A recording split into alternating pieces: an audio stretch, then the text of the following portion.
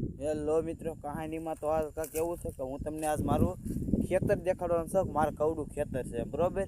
તો તમે જો આ આપણું ખેતર છે, જુઓ આ આપણું ખેતર છે. આ બધું આપણું ખેતર જ છે. તો મિત્રો તમે કોમેન્ટ કરો કે આને શું કહેવાય, જેને ખબર હોય તે કોમેન્ટ કરો. પછી આ આપણે ઝાર વાઢી લીધી છે અને આપણે ઝારા કોળાવાના છે. પાણી પાઈને પાછું જુઓ આ બધું આ મોટું ખડ છે. આ નાની નાની ઝાર છે, હજી આપણે બહુ મોટી નથી, જે આપણે થઈ જશે મોટી. તો મિત્રો તમે મને સપોર્ટ કરો, એટલે આપણે એક ફોન લેવાનો છે નવો.